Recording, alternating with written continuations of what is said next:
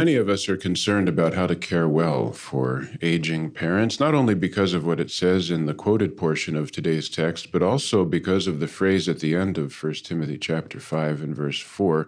If you tap the citation at the end of today's text, you get the rest of the verse, namely, "For this is acceptable in God's sight." And that tells us just how important a matter this is. Notice the interlinear rendering. The term translated godly devotion is literally to be revering well, which could denote being generally virtuous toward anyone, and perhaps that's why a number of translations in our list here in JW Library simply say to show piety. Still others, such as the Jerusalem Bible, render the term to do their duty. But honoring our parents is more than just our duty toward humans. It's more than just virtue for its own sake. The verse itself says this is acceptable in God's sight. So we love our parents, yes, but they deserve our care, yes.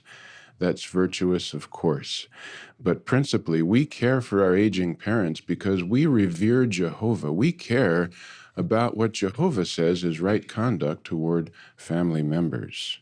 It's a matter of godly devotion. So what are some of the factors to keep in mind? Our commenters have helped us so much.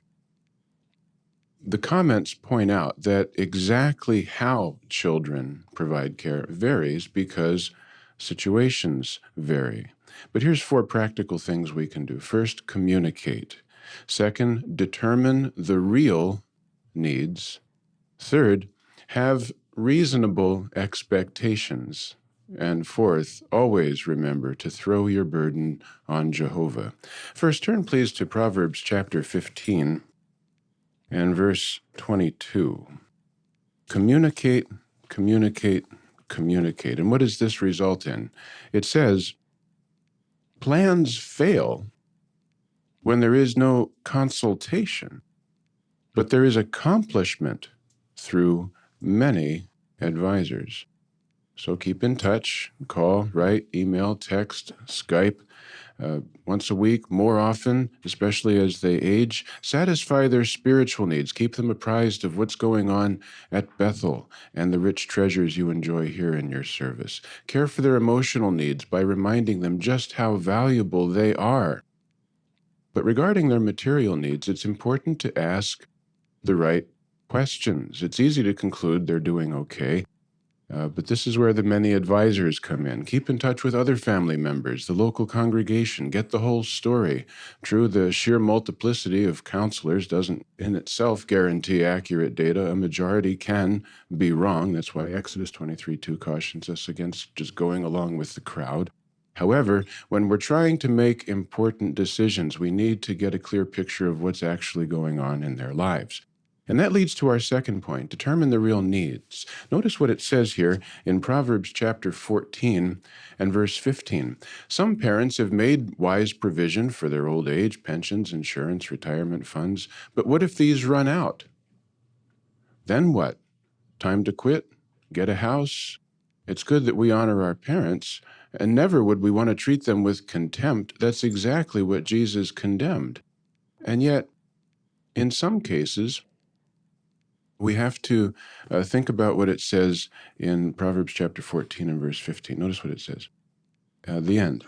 The shrewd one ponders each step. Family Happiness, page 176, raises 11 pertinent questions.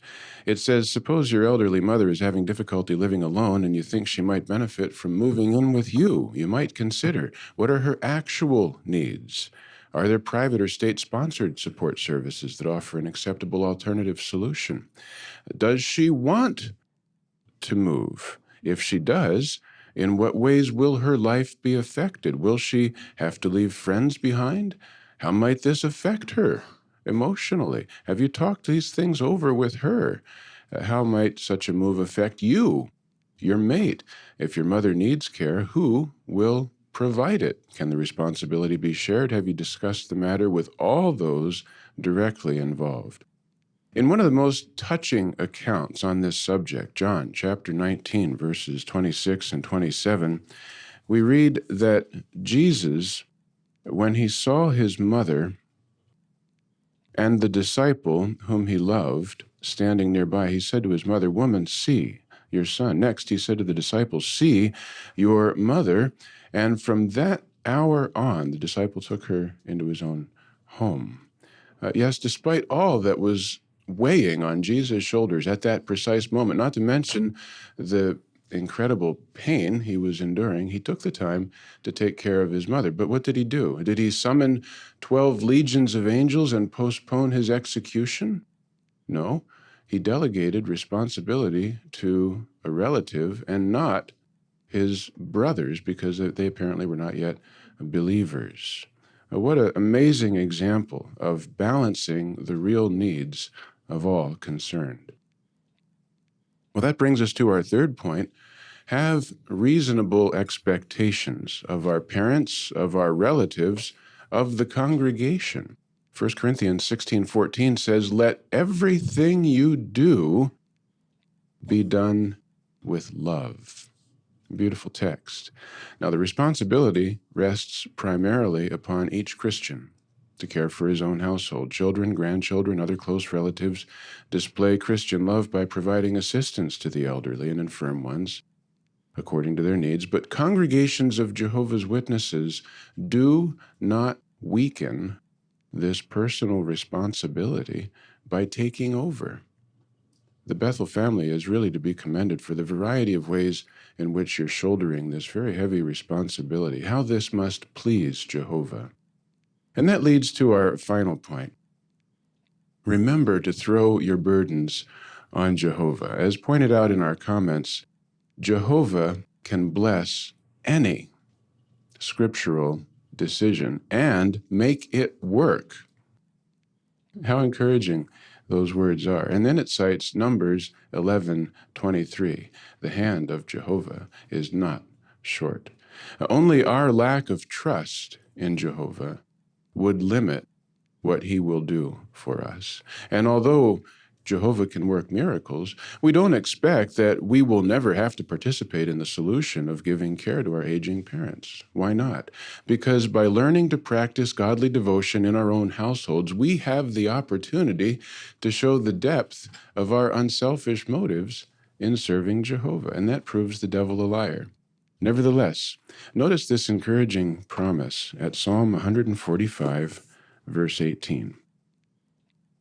Jehovah is near to all those calling on him, to all who call on him in truth.